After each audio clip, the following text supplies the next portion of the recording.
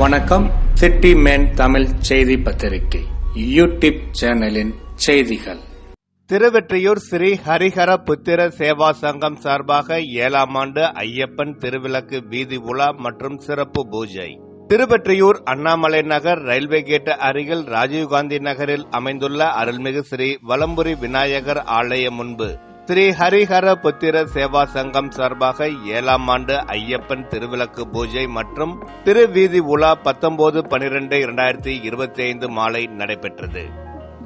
வாழைமர பந்தலில் அமைக்கப்பட்ட ஸ்ரீ ஐயப்பன் சன்னதி முன்பு திருவெற்றியூர் 7வது வட்ட அதிமுக மாமன்ற உறுப்பினர் டாக்டர் கே கார்த்திக், 7வது வட்ட திமுக செயலாளர் தா கார்த்திகேயன், முன்னாள் கவுன்சிலர் எஸ் முத்தையா, அம்மா பேரவை மாவட்ட துணை செயலாளர் டி என் செல்வம் ஆகியோருடன் ஸ்ரீ செல்வ விநாயகர் டைல்ஸ் ஏஜென்சி உரிமையாளர் வி ரவி, பாஜக எல் தியாகராஜன் உள்ளிட்ட பலர் ஐயப்பன் குத்து விளக்கை ஏற்றி வைத்தனர்.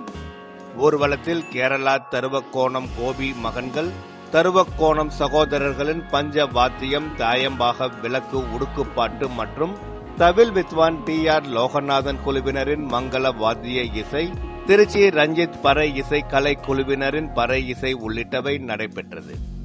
திருவிளக்கு பூஜை வீதி உலாவில் அலங்கரித்து வைக்கப்பட்ட ஐயப்பன் சுவாமி விக்கிரக ஊர்வலத்தை தா கார்த்திகேயன், எஸ் முத்தையா, வி ரவி, அரவிந்த் ஆறுமுகம் உள்ளிட்டவர்களுடன் பல முக்கிய பிரமுகர்கள் மற்றும் ஐயப்ப சுவாமிமார்கள் பலர் ஒன்றிணைந்து துவக்கி வைத்தனர்.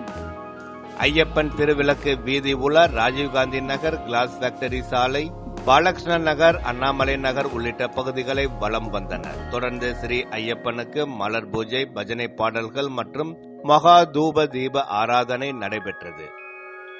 தொடர்ந்து ருத்ராவின் இன்னிசை பக்தி பாடல் நிகழ்ச்சி நடைபெற்றது. திருவிளக்கு வீதி உலாவில் விளக்கு ஏந்தி ஊர்வலம் வந்த பெண்களுக்கு சிறப்பு சுவாமி பிரசாதமாக கேசரி, சர்க்கரை பொங்கல், எலுமிச்சை சாதம், புளியோதரை உள்ளிட்டவற்றுடன் எவர் சில்வர் தட்டு வழங்கப்பட்டது. இந்நிகழ்ச்சியில் 7வது வட்ட பகுதியைச் சேர்ந்த ஏராளமான பொதுமக்கள் கலந்து கொண்டார்கள். நிகழ்ச்சிக்கான ஏற்பாடுகளை பாபு குருக்கள் செய்திருந்தார்.